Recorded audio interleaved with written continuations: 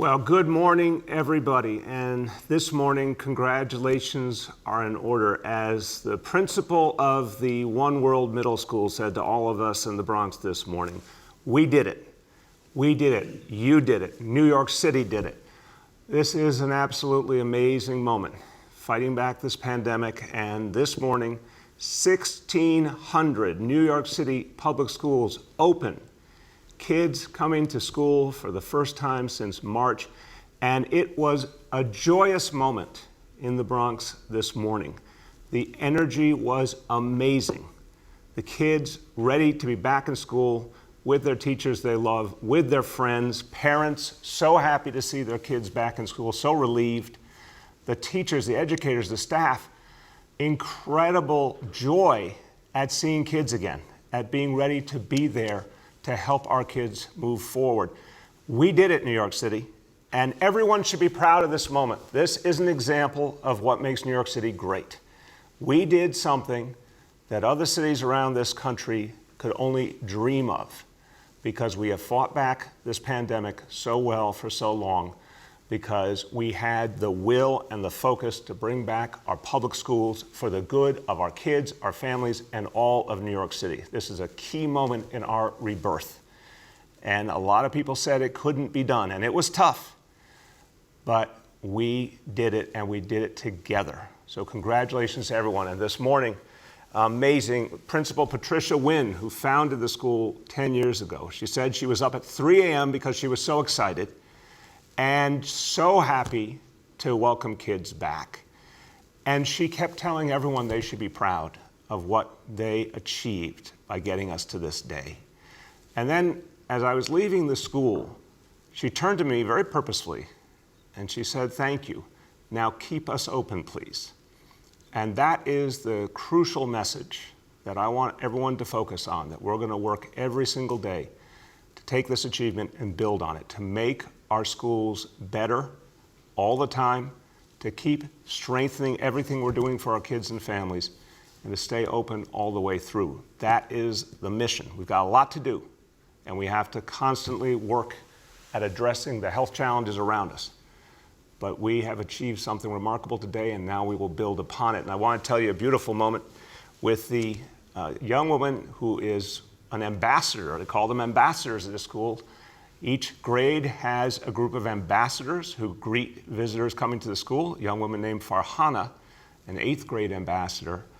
She greeted me. She had a little speech she gave about what the first day of school meant to her and her classmates. The most important thing she said to me is, "We are so excited to be here together again." That is the spirit of what we're seeing this morning in schools all over New York City. Now, as I said, 1,600 public schools open, over 1,000 community-based pre-K and 3K sites open, all receiving kids today. In the course this week, as many as 500,000 kids will go through the door of a New York City public school program. And that is something that speaks volumes. And I want to turn to the Chancellor now and say this victory was won on the ground in every single school, in every single pre-K and 3K center, by the educators, by the staff who were working all summer to make this happen, by the parents and the students who kept the faith. But I want to thank the Chancellor and your whole team. And we've spent a lot of time together the last few weeks at the War Room at the Tweed Courthouse headquarters of the Department of Education.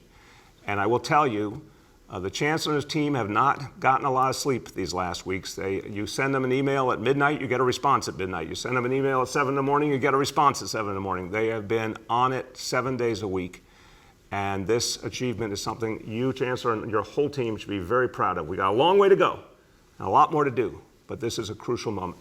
Chancellor, please give us an update on what you're seeing today and where we're going. Thank you, Mr. Mayor, and good morning, everybody. Happy first day of school times 3. So we have a lot to celebrate today. As the mayor said, congratulations to our teachers, our principals, paras, school nutrition workers, school safety agents, and most assuredly our school custodians, who have done everything in their power to make sure that schools are open safely and securely and with good sanitation and safety protocols. As of this morning, schools in every grade have opened their doors for children across the city. There's magic that happens in a classroom when you see an adult in the classroom with children, and it's been so uplifting. It's all worth it. All the sleepless nights are worth it. Classrooms and school buildings are buzzing again, and for the first time since March, students are in those schools, eager to learn, and dedicated educators are ready to teach. This is a monumental milestone for our city. I want to thank everybody, and I've just mentioned everybody that I want to thank, but I want to thank parents as well, because you have made it possible for us to reach this point. I also want to thank the incredible and tireless staff in our schools and our central and borough offices who have worked literally night and day throughout the summer, and some of whom stepped up and out of their traditional day-to-day roles to support schools at this moment. Many of them are in schools today, supporting schools and making sure they have the adults necessary to make sure students have a good experience. This wasn't easy. No one knew the challenges that this disease would bring and the grief and sadness that we've all had to grapple with. But finally, our students, despite so many challenges and obstacles, proved that they can persevere and take learning to new heights. I also want to thank my fellow New Yorkers. We are the only major school district in the entire country to safely reopen our schools for in-person learning. Now think about that for a minute. The largest, most complex school system in America is the only one that has opened their doors for in-person learning. This is a testament to my fellow New Yorkers and following the medical advice to make it possible for us to do this. I want to emphasize how crucial physically being in school is for our families. I've shared before the stories of children, and some of whom haven't had a stable environment at home, but have that in their school homes. This is critically important, especially for our most vulnerable children. Our school community is sometimes the steadiest part of their lives, and we have the people and the resources that they can rely on. These were the children that the mayor and I were constantly thinking about while school buildings were closed. And I know that our educators and administrators were too. They've told me about their stories and what they hoped for their children. Seeing the faces of our children light up when they're reunited with their peers and their teachers and the principal was a joyous experience that should serve as a reminder to all of us why this past week has been so important and why our hard work has been worth it. As I said earlier this week, despite all that's new about this school year, one thing never changes: the health and safety of our students and staff and the academic excellence for every student remain our highest priority. It's not going to be perfect right at the beginning, but we will continue to perfect and get better and build capacity as we go. Day one will not look like week one, will not look like month one or first semester. We're going to continue to get better. Our custodial staff has never been busier, and our educators in the classrooms have been trained to enforce the strictest health and safety protocols, and I'm glad to report that in every school that I have visited this week, I have, and unannounced visits, I have seen students with their masks fully on, nose, mouth, full face, and keeping them on. And I've seen educators educate students as to why it's important and reminding them that this is what they do to not only protect themselves, but protect their fellow friends and humans in the classroom. We're keeping a very close eye on our indicators and won't hesitate to take quick action where necessary. So I want to end my remarks this morning with a message of gratitude. This was and is a colossal undertaking, and it wouldn't be possible without every single staff member, every family, and all New Yorkers.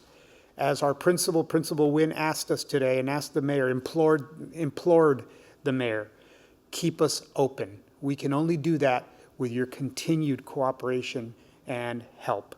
We wouldn't be here today without you, and I want to say once again, thank you, and for the last time this school year, happy first day of school. It's even better the third time, right, Richard?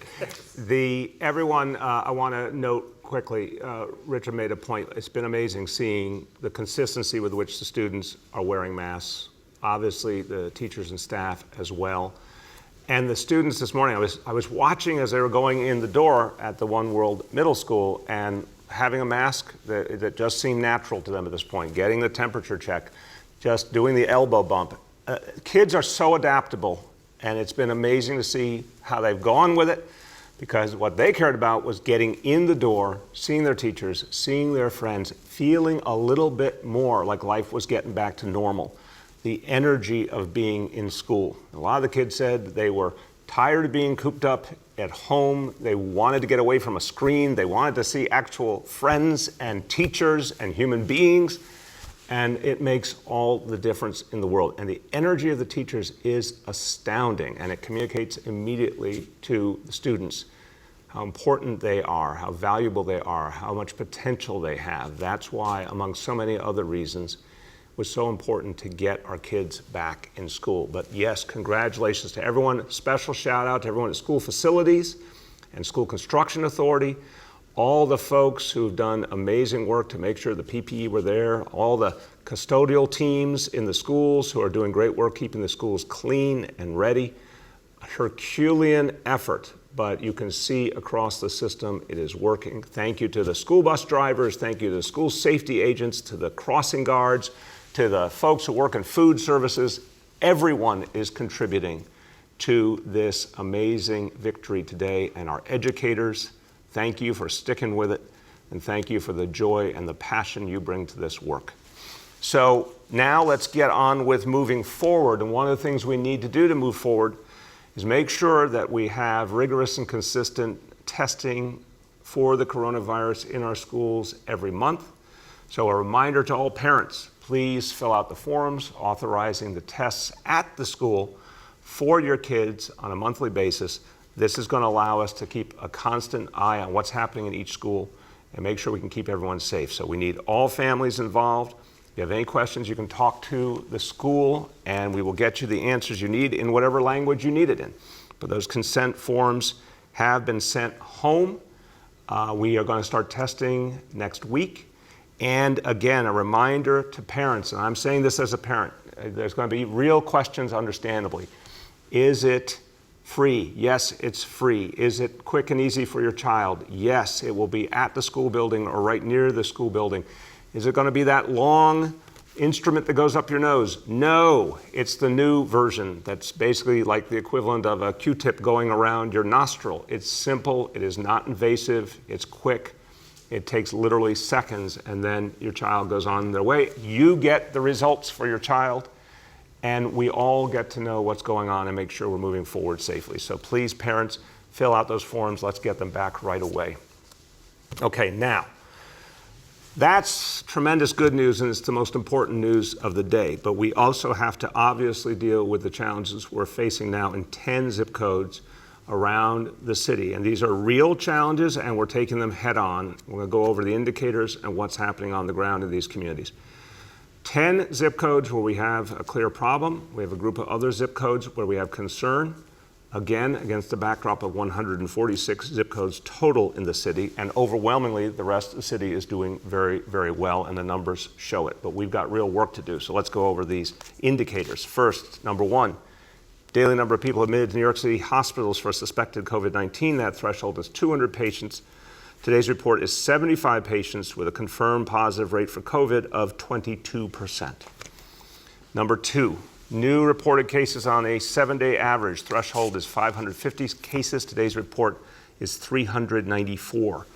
Number three, percentage of people testing positive for COVID-19. Threshold 5%. Today's report is 1.59% for the day. But again, now we're also talking about the 7-day rolling average, which is even more crucial, 1.52% for the 7-day rolling average. Now, everyone, what we need to do, again, is a number of measures we're going to act on in the communities most affected. But the message to people in those communities, the message to all New Yorkers is get tested. We need the best possible look at what is happening in every part of New York City. We know we got this far by people going out and getting tested and by being quick to act when we saw a problem, as we had some weeks ago in Sunset Park in Brooklyn and Soundview in the Bronx. Anytime we've seen an issue, we go at it, attack it, address it, and turn it around. But it all keys in on the need for people to get tested. So if you have not gotten tested lately or never gotten tested, please, wherever you live in New York City, get tested today. Fast, easy, free. If you live in one of these affected zip codes, imperative. If you haven't been tested, go get tested. It will help us understand exactly what's going on and how to address it. So let's talk about the clusters we're seeing in Brooklyn and Queens. largely southern Brooklyn, central Queens, and obviously part of the Rockaways, far Rockaway area. These are the areas with the positivity rate above 3%. Yesterday, another zip code, Fresh Meadows, Hillcrest, surpassed 3% in Queens. So we're now at 10 zip codes. We have been watching carefully some other zip codes. Williamsburg in Brooklyn had been low. We have seen an increase, but not yet over 3%. We're watching that carefully. A lot of action on the ground in Williamsburg to address that. So we all have to buckle down at this point in those 10 zip codes and go hard at this challenge. Now we have 6 others we're monitoring carefully because we've seen some increases. Crown Heights, Bedford-Stuyvesant, Clinton Hill, Fort Greene. These are all Brooklyn now. Kensington and Windsor Terrace, Brighton Beach, Manhattan Beach, Sheepshead Bay, and then in Queens, Rio Park and Hillcrest, Jamaica Estates, Jamaica Hills. These zip codes we're keeping a close eye on and sending more support into, but again, the same message for people living in these zip codes. Go out, get tested right away. Obviously follow all the basics, the face mask, the social distancing. We need that.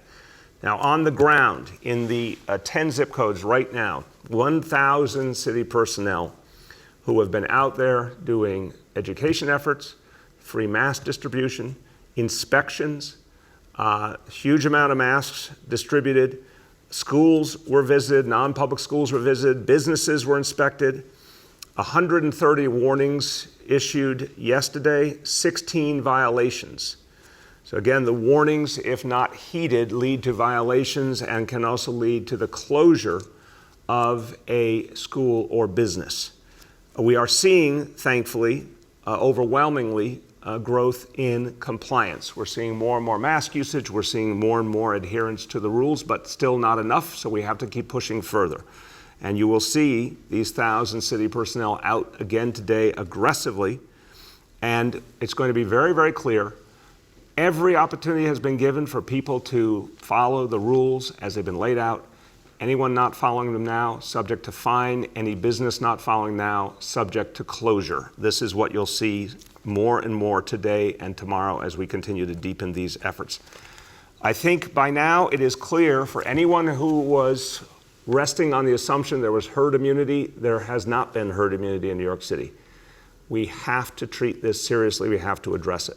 Now, that being said, we have something very positive. In addition to the fact that more and more people clearly are adhering to the rules, much more mask usage over the last few days, and we see it increasing all the time, for example. Testing expansion is also key. The mobile units, the pop-up testing areas we talked about yesterday, the testing machines being brought into the community and given to neighborhood health providers. Now, well over 1,000 new tests per day being provided. We're going to know a lot more in the next 24 hours from all of that. But the testing levels, the capacity for testing in the communities will be growing greatly over the next few days. It is imperative that community leaders, community institutions, and everyday New Yorkers heed the call and go out and get tested and send the message of how important it is to get tested. With that, I want to turn to Dr. Katz, who's been leading the way and working so closely with community leaders, and again, emphasizing how much support and cooperation he's gotten from community leaders in getting these messages out.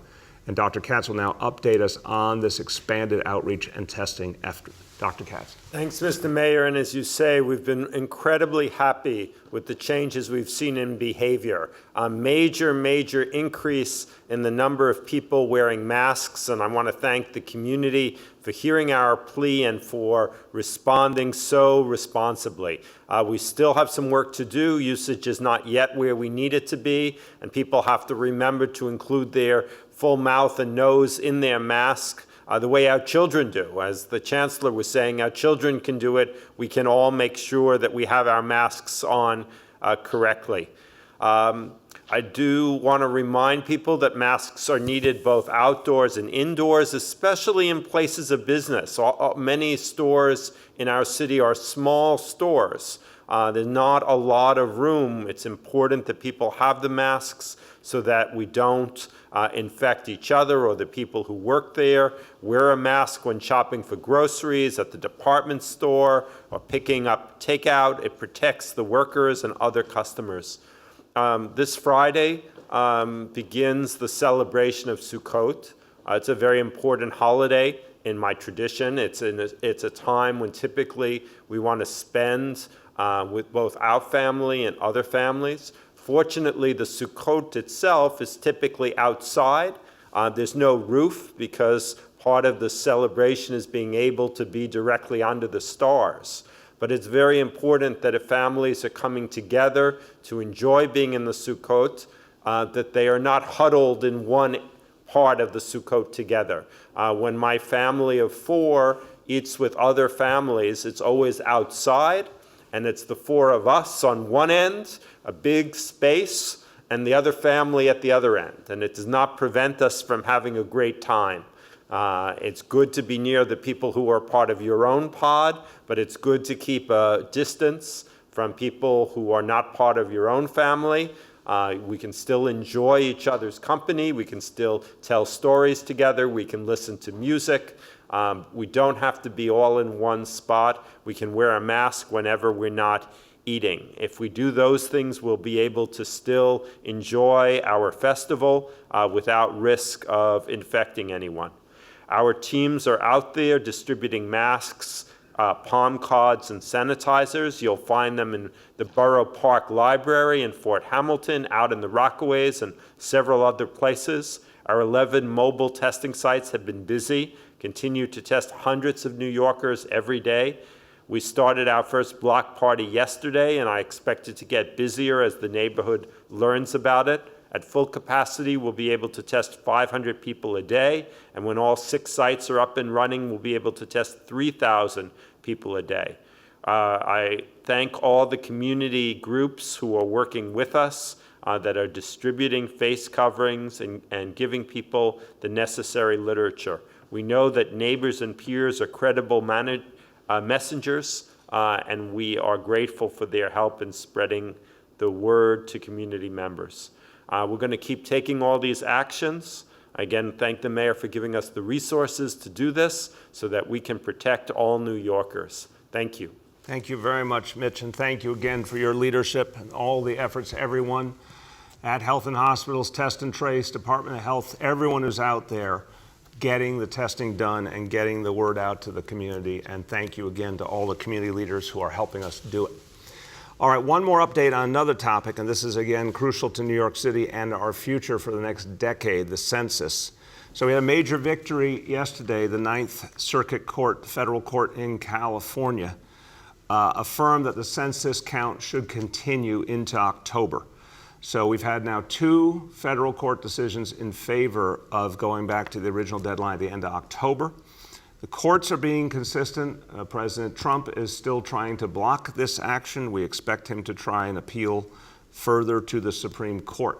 So in the meantime, there is obviously a question we all have of what's going to be the final disposition of the census. But what we're doing now is we're not letting up. We are continuing to do outreach, particularly in areas where the response rate has been too low in Brooklyn and Queens. There will be continued outreach efforts at least through Monday, the phone banking, the street efforts. We still have an opportunity to drive our number up and ensure New York City gets its fair share of representation and federal resources, and we're going to need that more than ever. So right now, as of the end of yesterday, our self-response rate was 60.9%. which is now an even lower gap between us and the nation. The gap between us and the national average rate is 5.6%. That is a lot less than it was in 2010 and even earlier this year. That gap is crucial because remember, the results are comparative. The better you do against the national average, the more resources you get. So we've done well, especially in the context of the pandemic, and I thank all New Yorkers who have been part of it and the census team, but we still have more to do, and while the window appears to be reopening, let's go through it. So if you haven't filled out your census form, please do it right away. If you get a knock on the door about the census, answer it. It is crucial for this city. If you want to help us get the word out that people can still fill out their census form, you can sign up to phone bank at nyc.gov/census calls. So we are racing the clock now. We still have an opportunity to go farther. Let's take every moment we have and make sure New York City gets counted. Okay, a few words in Spanish. Las clases en persona ya están activas para todos los estudiantes y queremos que todos estén seguros. Vamos a hacer pruebas de coronavirus todos los meses en cada escuela. Y le pedimos a los padres que llenen la forma para autorizar la prueba a sus hijos. Hacer las pruebas a nuestros maestros y estudiantes va a ayudar a proteger nuestras comunidades y ayudar a mantener nuestras escuelas abiertas. With that, we turn to our colleagues in the media. Please let me know the name and outlet of each journalist. We'll now begin our Q&A. As a reminder, we're joined today by Chancellor Carranza, by Dr. Katz, Dr. Chakshi, and Census Director Julie Menon. First question today goes to Kala from PIX. Good morning to everyone on the call, and congratulations on 1,600 schools. Today's an exciting day. It's nice to see the city like this. So after the UFT spoke this morning, they said that they were considering taking the city to court. And I want to know if you're considering shutting down schools in those 10 zip codes that we talked about earlier by Monday if the numbers do not improve. Kala, thank you, first of all, I could hear in your voice that you're feeling the excitement of this day, and I thank you for that. Kala, look, we are monitoring constantly what is happening in each and every school. And so it's not about big numbers, it's about what's specifically happening in each school determines how we approach each school. So this is why we have the Situation Room.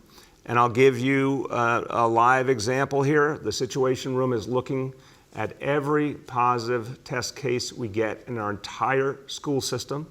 They're looking at it from the perspective of where a teacher or a staff member or a student lives, their home address, what their work address is, school address, and we're seeing no indication of any upsurge in those 10 zip codes inside the public schools. I keep saying there appears to be a real separation between what's happening in the neighborhoods versus what's happening in the public schools that really do have a different constituency. The other thing that's crucial to note is we are constantly testing at the schools in those zip codes, and we've been working with the unions on this.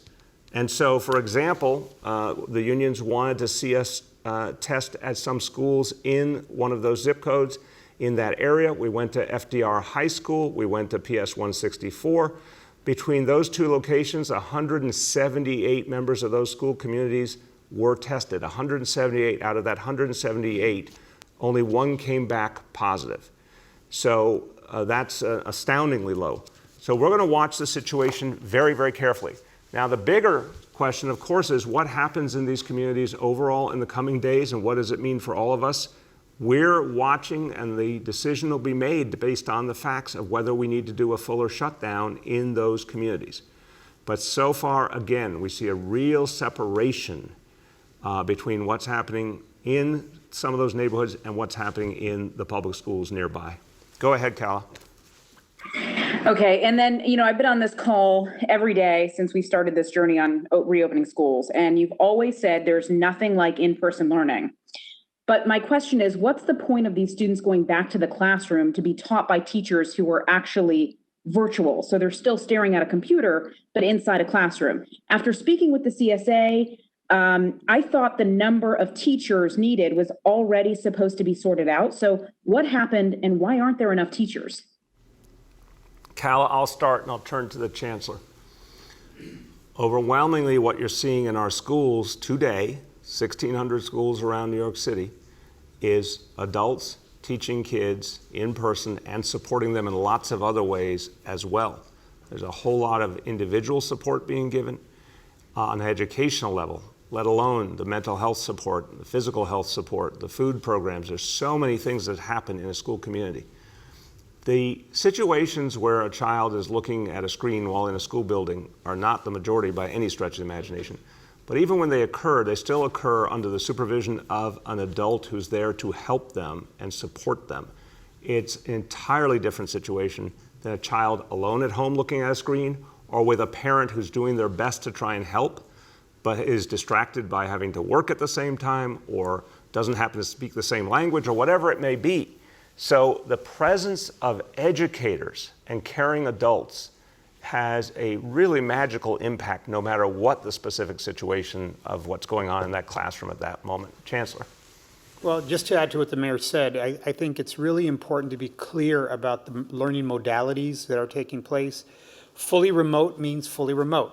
The student is somewhere, whether it's home or some other environment, not with the direct supervision or the direct assistance of an educator, an adult, an educator in a building. What is happening, as the mayor mentioned, in some very minimal circumstances is that as we continue to build our teacher pool, our substitute teacher pool, as we continue to bring people in that are educators to be able to man classrooms, there are circumstances where students will have a virtual experience in the school building. Now, the power of that is very much what the mayor said. There are services and supports that happen in school buildings that are just not possible outside of school buildings. The guidance counseling, the social workers, the socialization that students have. It's even very important to recognize the trauma that not only students but adults have had and undergone since March as we've dealt with this crisis. The mere fact of being together, being able to process. This morning, the mayor and I were able to see a classroom where the teacher was taking students through a social emotional learning protocol where they were talking about how do they feel coming back to the school building. They hadn't been there since March. What are they thinking? Where are they on a chart? That ability to be able to have those kinds of experiences are uniquely experiences that students have within a school building. The instruction, the learning modality is but one of many facets of what makes an education an education. So as the mayor and I have continued to say, we will continue to build our capacity. We will continue to build that experience for students as we go forward. Yeah, and Cal, to your other point about staffing, I'm going to say it again. We are dealing with an absolutely unprecedented situation. 3 types of learning happening simultaneously. Biggest school system in the nation by far, in the middle of a pandemic. This is extraordinary balancing act. And I've said, I think what had to happen months ago was resetting the entire personnel process and breaking out of the way it had been done in the past and doing it in an entirely different way. We learned that lesson the hard way. But what we've been able to do with a lot of great work by folks at Department of Education is rebound, get a lot more staff into play, get the schools up and running. Over these next weeks, we're going to make a lot of adjustments to get the staffing levels to be exactly what we need them to be and the right people in the right places, as always happens at the beginning of the school year. And I've talked to the union leaders about this, as has Richard. It takes weeks in a normal school year for all the staffing realities to sort out. It will take weeks here too. But we're up and running. When everything is said and done and everyone is in their final assignments, at that point we'll give an update on exactly how many additional staff were needed for this extraordinary situation. But what our educators and staff proved today is they could get the largest school system in the country up and running. You're seeing it with your own eyes. And we'll keep making those adjustments to make it better literally every week. A quick programming note, we're also joined today by Dr. Long and Senior Advisor Dr. Jay Varma. The next question goes to Henry from Bloomberg. Hello, Mr. Mayor. How are you doing? Good, Henry. How are you? I'm okay. I spoke to Avi Greenstein in Borough Park, a rabbi who is the executive director of the Borough Park Jewish Community Council, because they're having a mask giveaway, and it's being done completely by themselves with a donor who paid for 400,000 masks to be given away. And he says he's had no contact with any senior official in your administration. And he is a little perplexed by it and a little bit angry about it, because this is the community council. They have the contacts in the community. And after all that I've heard about you reaching out to the community, I was really surprised to hear him express this bewilderment about how there's been no contact with his organization. Henry, And yes. Yeah. So can you explain? Here's the question. I get the question. Henry, I have sat in the offices of the Borough Park Jewish Community Council many times over the years. This is an area I represented in the City Council. I know the organization well. I've supported the organization in many ways. One of my top aides who's been working with the community constantly, Penny Ringel, lives within walking distance of that organization and has been in communication with them, has invited them on the conference calls we've been having with our health leadership. We'll get you the chapter and verse. I don't know why the organization keeps claiming they haven't been engaged when they have been engaged. But I will tell you, any community organization that wants to be part of the many, many ways that we're communicating from especially our health officials, and with Dr. Katz leading the way, they're all welcome at the table, and they have been welcome at the table. So we'll redouble that invitation to that organization again today. Go ahead. Well, then you're basically calling him a liar. But he's Henry, don't put words in my mouth respectfully. I'm saying there has been outreach. We asked the question when this was raised previously, and again, the liaison to the community who lives in Borough Park affirmed that he had personally outreached and invited them into the calls we were having. I don't know what else to tell you. So if you need to see the email exchanges, we'll get it to you. Go ahead. He said that if you had informed him that Dr. Katz would be in the neighborhood to have that news conference in which he was insulted and humiliated, he might have been able to intervene and stop that situation from happening. Henry, so again, we would welcome it. We would welcome his involvement. The communication is definitely failing to one degree or another. Henry, respectfully, I'm going to challenge you. I really don't think that's fair. You talk to one person. Him. I know. You talk to one person, and Dr. Katz will now talk about his experience dealing with dozens and dozens of community leaders and organizations. And people have been welcomed and embraced and appreciated, and they've been very appreciative of Dr. Katz's role and everyone else's role trying to work together to get them information. Go ahead, Dr. Katz. Well, again, I'd say, one of the great things about my community is the tremendous diversity in every way, including opinion. And we will reach out again. I have been on the phone with so many different leaders, but again, Borough Park is a place where there are hundreds of synagogues, right? People may think of the Jewish community as being one thing, but we are not. And so if there are people who feel left out for whatever reason, we're happy to redouble our efforts, as the mayor has said. Okay, go ahead. The next is Matt Shays from Newsday. Matt? Hey, good morning. Thanks for taking my call. I appreciate it. Yep. Mr. Mayor, can you tell me why you've used the sheriff for duties like quarantine enforcement and not the NYPD? The sheriff's office has done an incredible job. They really have, and they obviously do not have the responsibility, Matt, for day-to-day law enforcement at the neighborhood level that the NYPD does have. But they have been great about swinging into special assignments, and it's really been a good division of labor, and it's obviously been working. Go ahead. Second question is, how many NYPD officers have been fined for failing to wear a mask?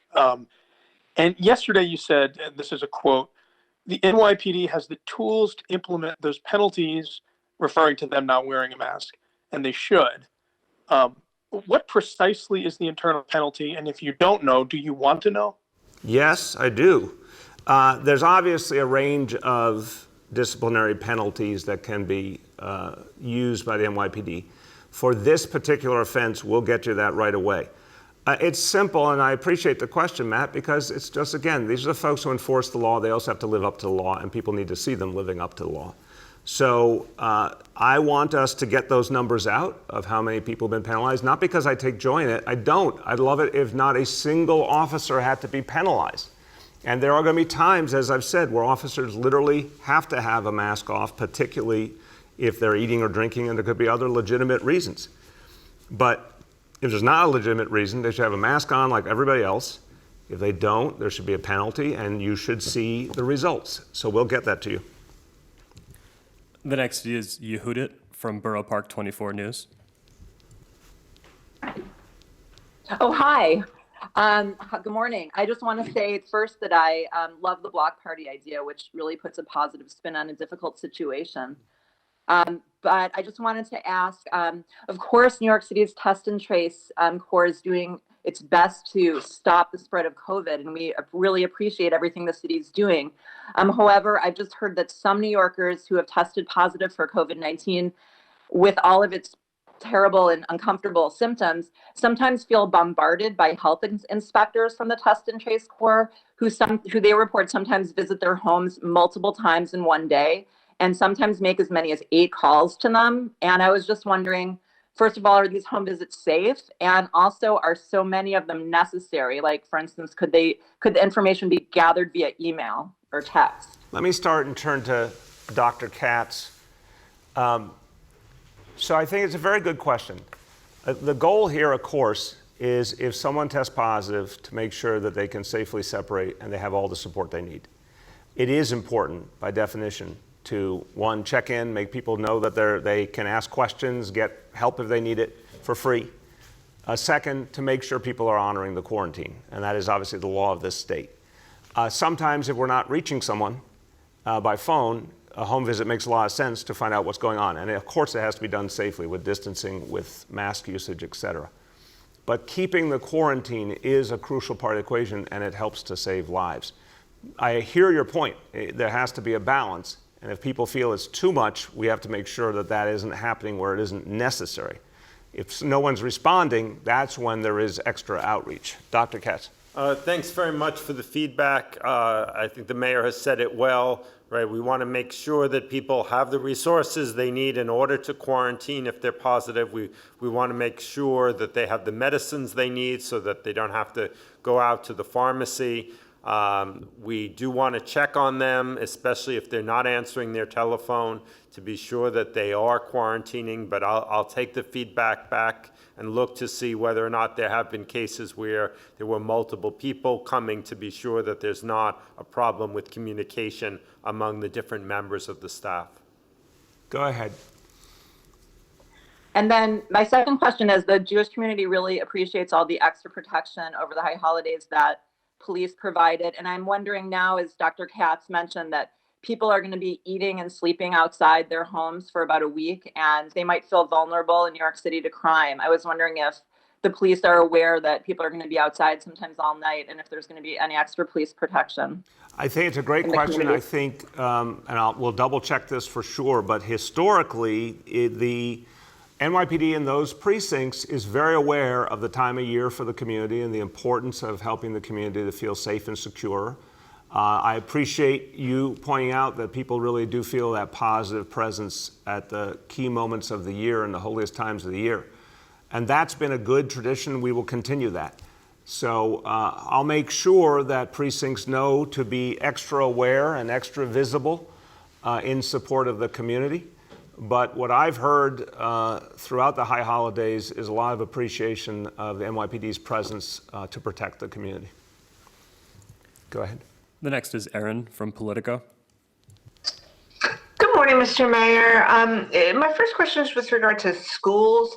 So now that the middle schools and the high schools are actually open, how many additional teachers have you in fact hired to staff these now open schools?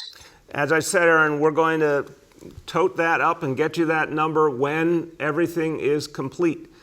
Like I said, I've talked to the chancellor and his team, and even the unions acknowledge that it takes weeks typically in the beginning of a normal school year without a pandemic to sort out all the staffing, to get everyone finally in place. There's some movement around between schools, some extra people come in. This is all very normal. This is now made obviously more challenging by 3 different types of learning simultaneously. So now that we have started across the board, which everyone should be very proud of, we're now going to be making those adjustments over the next few weeks. We'll get to a final lockdown roster for every school, and then we'll be able to tell you what we had to add from the summer to make this happen. But the bottom line is we've been able to get the staffing we need and get it where it is needed, and kudos to everyone at the DOE for making that happen. Go ahead, Erin. Okay, and then my other question with regards to these clusters, I'm just wondering, when you look at the increase overall in the city's infection rates, is that entirely explained by what's going on in these cluster neighborhoods, or beyond that those neighborhoods, is there also some degree of an uptick being seen citywide? I'll start and I'll turn to Dr. Varma and Dr. Choksi. Look, what we're seeing is broadly two different realities. 10 zip codes that are having a real serious challenge that we're addressing intensely with the community. And then the other zip codes of the city overwhelmingly are not having that reality, continue to have a very low level. We want to keep it that way.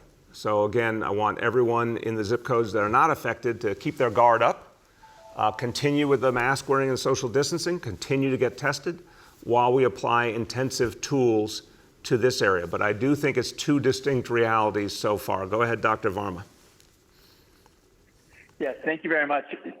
We are definitely seeing, as the mayor has reported, an increase in the number of positive cases that's primarily being driven by the neighborhoods that we've identified, both the high priority zip codes as well as the other areas of concern around there. As people know, during the period before this recent increase in cases, we had somewhere around 200 to 250 new cases every day, and that number has increased considerably. We continue to work vigorously throughout the city to keep those case numbers down as well, because obviously we are quite concerned that even if the problem is primarily occurring in selected areas of the city, we're all connected. We all breathe the same air, we do business with each other, we see each other in other places, so we have to maintain vigilance everywhere we are. Dr. Choksi. The only thing that I would add is that when we look at the numbers, the 10 neighborhoods that are of greatest concern represent 27.5% of the new cases over the past 2 weeks citywide, while they represent about 7.5% of the overall population of the city. So primarily it is concentrated in the areas of greatest concern. But as Dr. Varma has said, we want to bring this concerted focus to those areas to prevent further spread across the city. Thank you. The next is Sydney from the Staten Island Advance. Hey, Mr. Mayor, at this point, do you and the Chancellor know how many schools will have students return for in-person learning but taught by a teacher remotely who isn't in the classroom and they're listening to them on a device, like what's going on at Tottenville High School and Wagner High School on Staten Island? And will this in-person virtual setup be the norm for certain schools for the rest of the year? Basically, the answer is no, Sydney. This is something we continue to work on as we bring in more staffing. I'm not saying it won't ever happen as needed, but I want to be very clear. The goal is to keep staffing up to help every school get to the point that it can do the maximum in-person learning directly with educators. When they do need to turn to a virtual approach, even with the kids in school, we're making the point that there's still a lot of adult support, educationally and otherwise, being provided to those kids in the school. But the goal is to keep providing the staffing, keep increasing the amount of in-person learning, keep increasing also on the remote side the amount of synchronous learning. All this will build up over the coming weeks. Chancellor.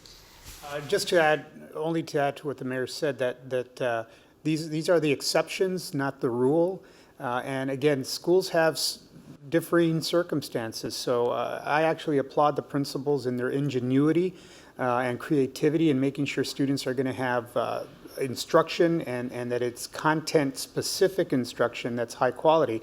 Again, as we continue to build our teacher pool, you're going to see even in those situations where that'll be mitigated. But this is not what we want. This is not going to be the standard. And again, this is the first day. And it'll look very different as we go forward. Go ahead. Yeah, you didn't say how many, roughly you think are, doing this type of setup. Can you answer that? Chancellor, if you have that at your fingertips, otherwise we'll get that back to you. No, again, this is a first day, so we're working with our superintendents to gather all kinds of information, including the innovative models that are being used across the city. So we'll have more to say about this later. We have time for two more for today. The next is Reuven Blau from the city. Hi, Mr. Mayor. Thanks for taking the time to talk to me. I really appreciate it and to take our questions. Thank you, Reuven. How are you doing today? Good. How are you? Good, thank you. Good day. I've got a little bit of a longer question, and I hope you can take the patience to listen to this one. I'm not sure if you're familiar. John Burns was under investigation. Question about John Burns, and I just want to list a couple facts before sort of asking the question. He was under investigation for months when he was reappointed for a second five-year term at Oath. The investigation concluded that he harassed a female staffer, oversaw a toxic work environment, and tried to retaliate against the woman for filing the complaint against him. But he was never suspended and continued to earn his full salary. Then his disciplinary trial was moved to the NYPD's trial room, but was never put on the department's public schedule. And then the press shop ignored questions about the trial that was upcoming for several weeks when I was asking them about it. So my question is, first of all, what message does this send to other women who work for the city? And also, why was he given preferential treatment? Ruben, I do not know the details of the case, and so I can't speak to the many specifics you're putting forward. What I know is that anyone who acts inappropriately needs to feel the consequences, and there needs to be consistency in the approach. So I can't comment on the specifics. We can certainly get back to you on that. I want to make sure that if anyone does something wrong, there are consequences and that it's handled right and consistently. That's always what we're trying to do. But let me get details on this one for you so I can give you a better answer. Go ahead. Okay, I appreciate that. And just to sort of follow up on the same question, is there somebody in the administration that I should follow up with when you say, that you're going to get details and follow through? And also, I'm just concerned, wondering why there was sort of this cover up. I mean, obviously, he's somebody who you've known for a long time, and people are saying that they think that it's because of your close affiliation with him. He was given this preferential treatment. Again, you're using, and you have every right to, but I want to call out words that are, value judgments or editorial comments that I don't know the facts of and I can't affirm.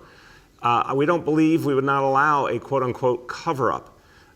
There's no quote-unquote preferential treatment. I don't believe in those things, and my team doesn't believe in them, and we don't allow it. These issues are governed over by the law department and the counsel's office. And they are rigorous, and they treat these situations very seriously, and they're very focused on ensuring there are consequences for anyone who does anything wrong, and then it's all quite divulged on a regular basis. So I just don't agree with your characterization broadly, but again, we will get you the specifics. The folks who have the details are the law department and the counsel's office. Last question for today goes to Christina Vega from Chalkbeat. Hi, Mayor. Thanks for taking my question. This is for you and the Chancellor. Typically, schools release attendance data daily. We haven't seen any so far for this week. Anecdotally, at the schools that we've shown up to, we've seen fewer kids than expected. So are you worried about attendance? When will we see numbers? And is it possible that parents aren't filling out remote-only forms but not showing up? Okay. Not worried, Christina, and I'll turn to the Chancellor, but I want to give my personal frame.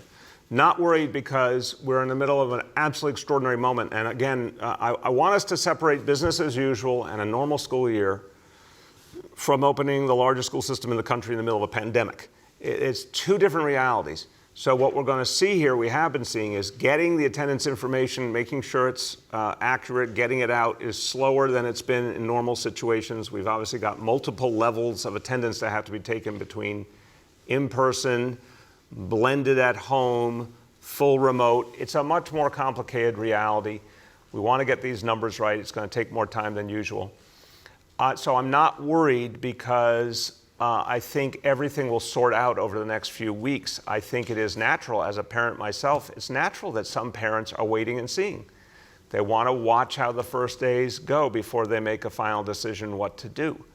I also think it'll be natural. I've talked to a bunch of parents who, as they've seen these first stages of schools, are starting to say, so when do we get to opt back in if we want to? And I think that's going to be a big discussion toward the end of this month as parents have that opportunity for their kids to come back in. So what we all have to have, in my view, is a little bit of sense of kind of the organic reality. Parents will watch for the coming days and weeks and then make more decisions. And I think you'll see the attendance keep growing as people see consistent success with the schools. Go ahead, Chancellor. I think, Mr. Mayor, you hit the nail on the head. Again, we have multiple models that are being implemented this year.